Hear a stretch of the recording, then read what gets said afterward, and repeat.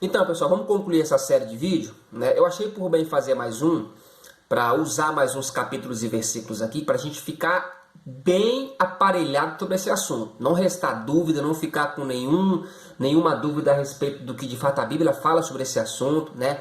Ter bagagem o suficiente para defender essa doutrina, que é uma doutrina verdadeira, bíblica, e que de fato não é como muita pessoa aí fora pensa. Né? Não, porque Deus, a salvação pertence a Deus, Deus sabe, Deus conhece a minha limitação, Deus sabe da minha estrutura, Ele sabe da minha limitação, e muitas pessoas se esquivam, né, nessas inverdades, né, e acabam se esquecendo da responsabilidade que tem como filho de Deus, de manter a salvação, né, conservá-la, porque por ser uma via de mão dupla, da mesma forma que entramos pela fé, e existe um proceder, uma perseverança nisso, a gente também pode retroceder pela fé, ok? Que vai ter uma ação contrária à palavra de Deus, né?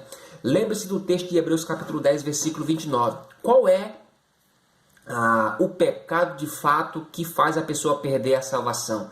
A Bíblia não diz um pecado específico, mas a Bíblia dá 3 recomendações importantes, a Bíblia dá 3 pontos importantes, né, que fala que quando isso faz parte da vida de um crente, está falando de crente, só se perde aquilo que um dia recebeu, então é crente. Quando isso acontece na vida do crente, fique certo de uma coisa, essa pessoa já caiu da graça, e é impossível renovar ela de novo para arrependimento, ok? O que é? Né?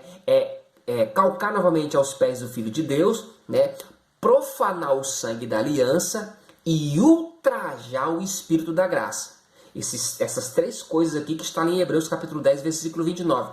Uma vez que isso é notório, constante na vida de um crente, é certo que ele decaiu da graça. Mas muitas pessoas não compreendem isso e acham que é um pecado específico, sendo que a Bíblia não fala que é. E principalmente o pecado da prostituição, do adultério. Não é o pecado contra o corpo, ok? Mas é o pecado que envolve tanto o corpo como a pessoa de Cristo, né? Aquilo que ele fez. Então observe o que é que Paulo diz em 2 Timóteo capítulo 3, versículo 14. Você vai observar que a salvação ela é diretamente ligada a uma vida de perseverança até o fim. Sempre vai apontar para isso. Perseverar, continuar, não abandonar, continuar crendo, sempre vai dar esses pontos de referência. E Paulo diz assim uma recomendação ao seu filho na fé Timóteo. Ele diz assim no versículo 3, do capítulo 3, versículo 14. Tu, porém, permanece naquilo que aprendestes e de que fostes inteirado, sabendo de quem o tens recebido. O que é que Paulo está dizendo aqui para Timóteo? Tu, porém, permanece no quê? Na fé e naquilo que você recebeu, sabendo de quem você recebeu. Uma vez que não se permanece naquilo que recebeu, vai se praticar e fazer aquilo que é contrário ao que ele aprendeu. É claro, é notório. Não é uma questão de interpretação aqui espiritual, né? Mas é uma questão de senso e de compreensão do próprio texto, né? Permanecer no que recebeu. O contrário disso é o quê? É você voltar àquilo que você vivia na permanência. Obviamente que é a vida de pecado, é a vida de transgressão, é uma vida equivocada, alheio à vontade de Deus. É isso que implica o texto. Na primeira carta aos Coríntios, no capítulo 10, versículo 12, Paulo diz assim: aquele que, pois, que está em pé, né, cuide-se para que não caia. Opa, só se pode cair quem de fato esteve um dia de pé. Né? Cair do quê? Cair da graça, cair dos princípios da palavra, negligenciar aquilo que um dia norteou a nossa vida, aquilo que transformou a nossa vida.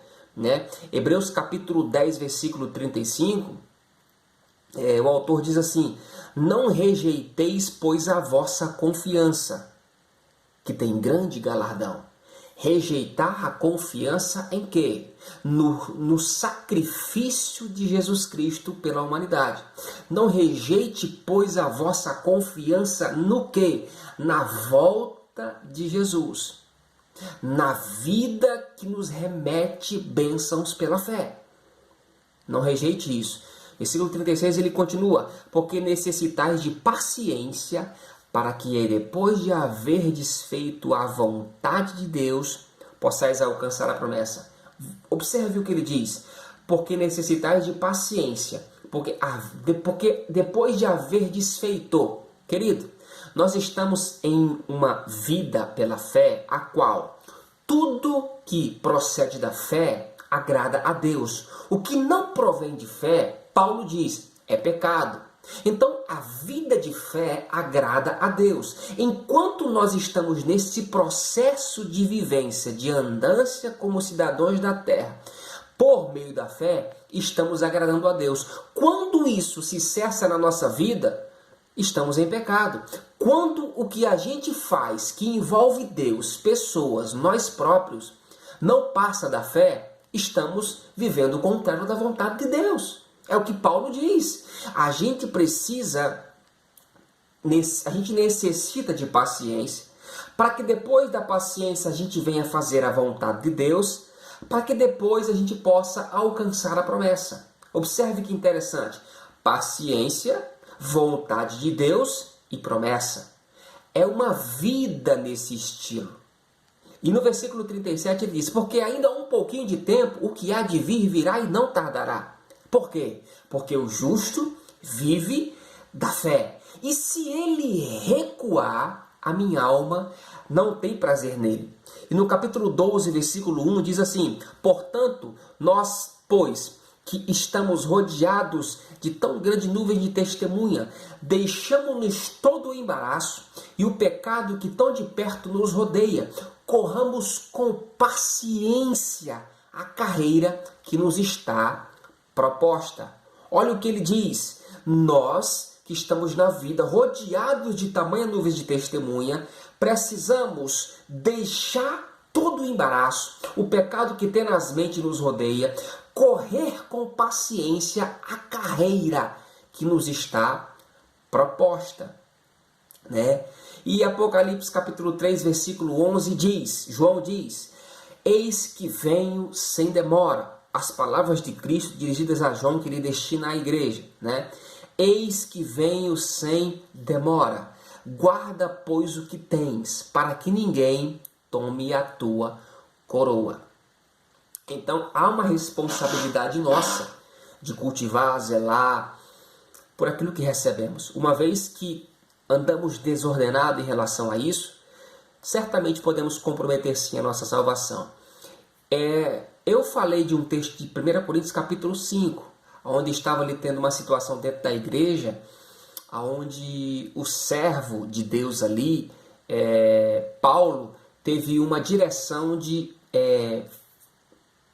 orar a Deus e usar o nome de Jesus, consentindo com a igreja, para que o tal fosse entregue a Satanás para a destruição da carne, para que o espírito pudesse ser salvo no dia do Senhor. Esse texto é muito claro, onde ali o pecado daquele jovem, se continuasse, né, iria-se sim comprometer a sua vida no espírito, a sua vida eterna, né? E Paulo, ao perceber isso, interviu na situação a ponto de pedir a Deus em oração, consentindo com a igreja, usando Jesus para que ele pudesse ser morto por Satanás naquele tempo, naquele estágio prematuro, para que ele não pudesse comprometer a sua salvação, dando a entender que o que Deus se interessa é na vida eterna do ser humano. Querido, o corpo vai ser um corpo transformado, né? Receberemos um corpo igual a de Jesus. Porém, nós podemos antecipar a nossa ida para o céu por causa de uma vida de pecado. Uma vez que isso não acontece, uma vez que essa intervenção divina não acontece, né? Uma vez que a gente está em um estágio da nossa vida a ponto de não se sensibilizar mais com as coisas de Deus, a ponto de não querer mais se relacionar com o próprio Pai, a ponto de calcar os pés ao Filho de Deus, profanar o sangue da aliança e ultrajar o Espírito da graça, a gente já caiu de uma tal forma que Deus não pode mais manifestar na nossa vida essa restauração espiritual.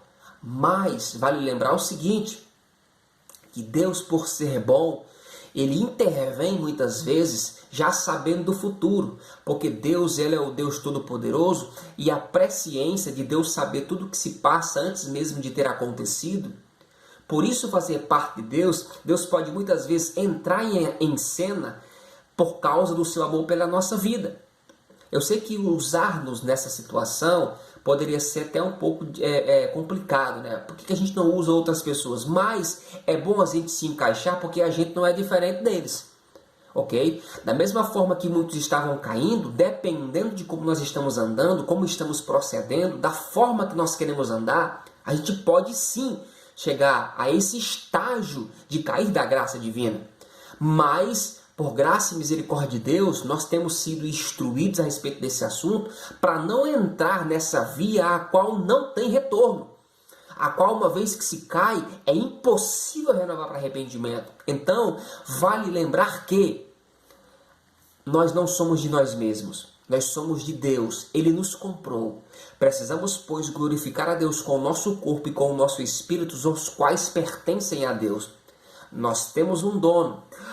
A única responsabilidade que temos como bons servos de Deus no que diz respeito a esse conceito, ao corpo, à alma e ao espírito, é zelar pelo corpo, cuidar do nosso corpo, porque não é mais de nós, o nosso corpo não pertence mais a nós mesmos.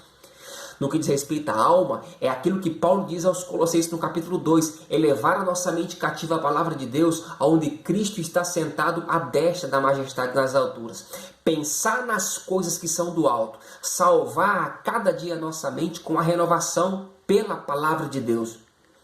E o terceiro é entender que o nosso espírito foi recriado pelo Espírito Santo de Deus.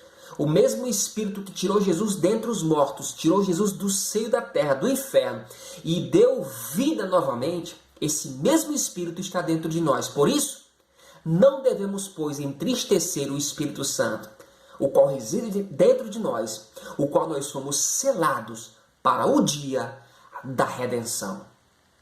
Amém, querido? Então eu espero ter te ajudado nessa série de vídeos que, de certa forma, nos esclareceu bastante coisa, e que a gente possa tomar nosso lugar de responsabilidade, de vida comum com Deus, uma vida de obediência, de fé, que vai fazer com que as pessoas vejam Deus através da nossa vida, vai nos guardar, nos privar, nos proteger para o dia da salvação. E a gente precisa entender que a nossa vida de perseverança, a nossa vida de fé, são os elementos principais para que a gente possa cultivar o que recebemos um dia da parte do Pai. Amém, querido? Que Deus te abençoe. Fique na paz em nome de Jesus.